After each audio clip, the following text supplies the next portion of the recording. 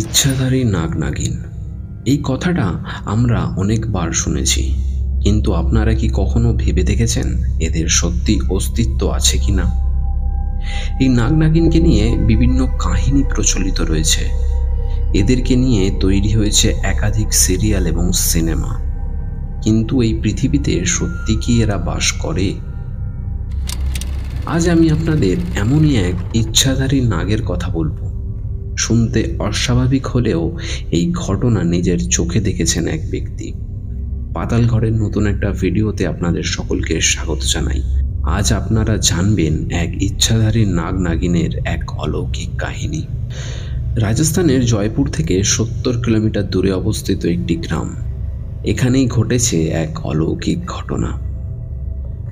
কোনো এক সময় এই জায়গা অনেক জনবসতিপূর্ণ ছিল, কিন্তু সময়ের সাথে সাথে এই স্থানে অনেক পরিবর্তন ঘটেছে।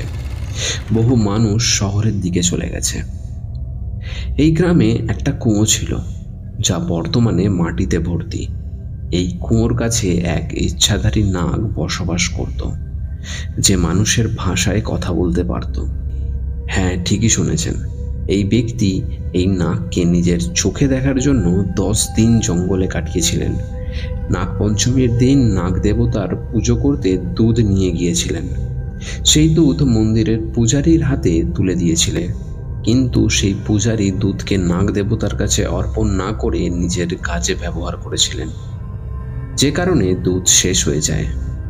এই কথা জেনে ব্যক্তি নাগ দেবতার কাছে জল অর্পণ করেন এবং তার কাছে ক্ষমা প্রার্থনা করেন যে তার কষ্ট করে আনা দুধ তাকে অর্পণ করতে পারলেন না, নিরুপায় হয়ে জল অর্পণ করতে হয়েছে। এরপরেই সন্ধেবেলায় ঘটে যায় এক বড় ঘটনা। সেই নাগ দেবতা মন্দিরে এসে হাজির হয় এবং মন্দিরের পূজারীর ওপর ঝাঁপিয়ে পড়ে। এতে মন্দিরের পূজারী অত্যন্ত ভয় পেয়ে যায়। তারপর মন্দিরের পূজারী, তার স্ত্রী এবং বাচ্চারা নাগ দেবতার কাছে ক্ষমা প্রার্থনা করেন। সেই পূজারী নিজের ভুল স্বীকার করে কথা দেয় যে সে প্রতি বছর নাগ দেবতার উদ্দেশ্যে দুধ অর্পণ করবেন। সেই সময় থেকে আজ পর্যন্ত দূর দূরান্ত থেকে বহু মানুষ এই স্থানে আসে। স্থানীয়দের মুখে শোনা যায় এই ইচ্ছাধারী নাগ সবার সাথে কথা বলে। নাগপঞ্চমীর দিন যারা এখানে এসে দুধ অর্পণ করে তাদের সমস্ত মনস্কামনা পূর্ণ হয় এবং কুণ্ডলিতে থাকা ভয়ঙ্কর কালসর্পদোষ দূর হয়ে যায়। এই দোষ থাকলে কারোর জীবনের সফলতা আসতে চায় না এবং জীবন দুঃখে ভরে যায়। অনেক সময় সাপের স্বপ্ন দেখেন তারা। তোমরা কি কখনো এই মন্দিরে গেছো? অবশ্যই কিন্তু কমেন্ট করে জানিও। ভিডিও যদি ভালো লেগে থাকে তো অবশ্যই কিন্তু লাইক, শেয়ার, সাবস্ক্রাইব করতে কিন্তু ভুলো না। খুব তাড়াতাড়ি ফিরে আসবো আরও একটা রহস্যময় ভিডিও নিয়ে।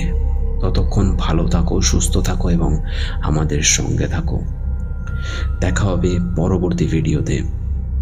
ধন্যবাদ।